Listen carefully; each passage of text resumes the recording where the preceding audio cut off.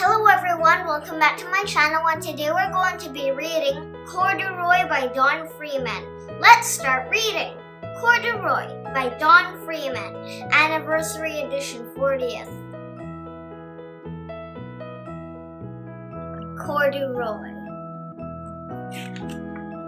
Corduroy. Story and pictures by Don Freeman. Corduroy is a bear who once lived in the toy department of a big store. Day after day, he waited with all the other animals and dolls for somebody to come along and take him home. The store was always filled with shoppers buying all sorts of things, but no one ever seemed to want a small bear in green overalls. Then one morning, a little girl stopped and looked straight into Corduroy's bright eyes. "Oh, Mommy," she said, "look, there's the very bear I always wanted." "Not today, dear," her mother sighed. "I've spent too much already. Besides, he doesn't look new. He's lost the button to one of his shoulder straps." Corduroy watched them sadly as they walked away.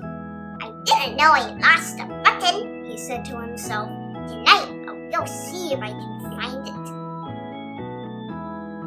Late that evening, when all the shoppers had gone and the doors were shut and locked, Corduroy climbed carefully down from his shelf and began searching everywhere on the floor for his lost button. Suddenly, he felt the floor moving under him. Quite by accident, he had stepped on an escalator and up he went. Could this be a mountain? He wondered. I think I've always wanted to climb a mountain. He stepped off the escalator as it reached the next floor, and there, before his eyes, was a most amazing sight. Tables and chairs and lamps and sofas and rows of beds. "This must be a palace!" Corduroy gasped. "I guess I've always wanted to live in a palace." He wandered around admiring the furniture. "This must be a bed," he said. "I've always wanted to sleep in a bed." And up he crawled onto a large, thick mattress. All at once, he saw something small and round. "Why, here's my button!" he cried, and he tried to pick it up.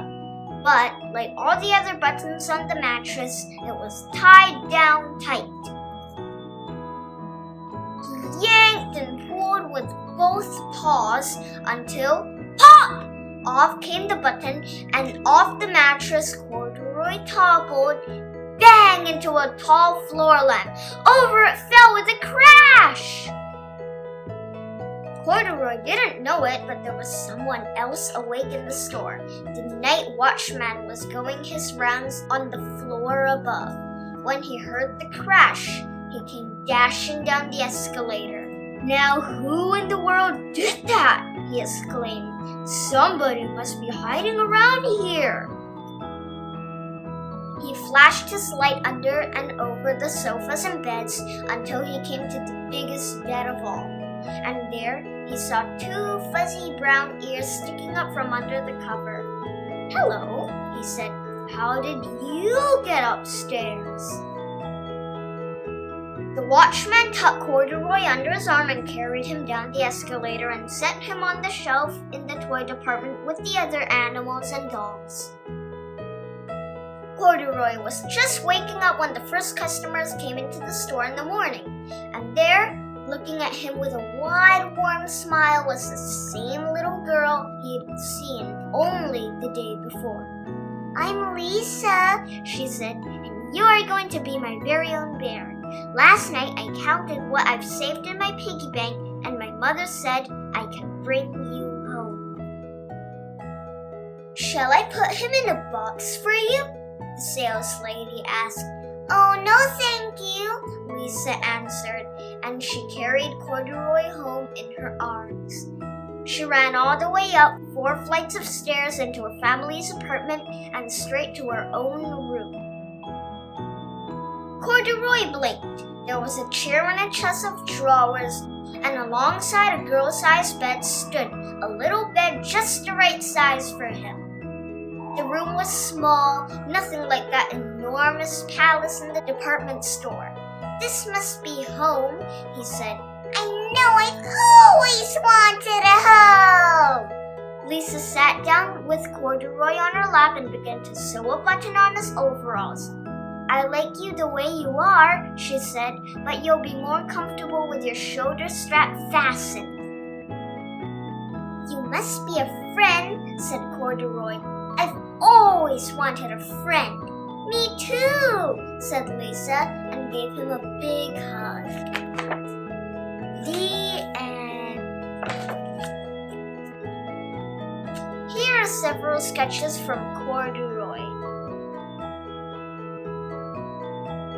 Look.